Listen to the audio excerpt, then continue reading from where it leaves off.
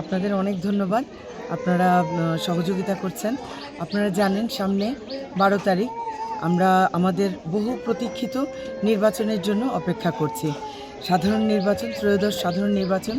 বিএনপির পক্ষ থেকে আমাদের তরুণ নেতা তারেক জিয়া দেশ গঠনের জন্য যেই ৩১ দফা দিয়েছেন, আমরা মূলত সেটা নিয়েই কাজ করছি। ভোটারদের মধ্যে বিপুল বিপুল উদ্দীপনা, উৎসাহ দেখতে পাচ্ছি।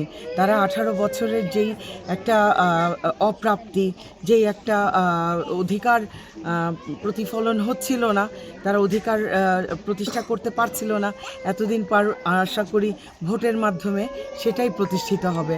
আমরা উৎসব মুখর পরিবেশে ভোট দেওয়ার জন্য প্রস্তুত।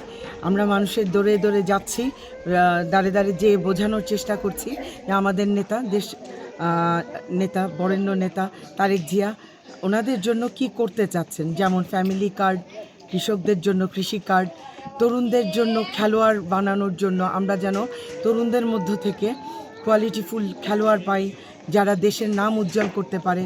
তাছাড়া আধুনিক বাংলাদেশ গঠনের জন্য আরও যা যা উপাদানগুলোর কথা উনি চিন্তা করেছেন, সেগুলোকে সহজ ভাষায়, যাতে গ্রামের একজন কৃষকও সহজ ভাষায় বলার পর সেই অনুধাবন করেন যে ওনার কি করার চেষ্টা, দেশের জন্য ওনার কি ইচ্ছা।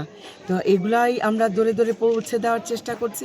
ওনারাও আমাদের সাদরে গ্রহণ করছেন। আশা করি আমরা সবাই মিলে ১২ তারিখে একটা উৎসব মুখর পরিবেশ দেখতে পাবো।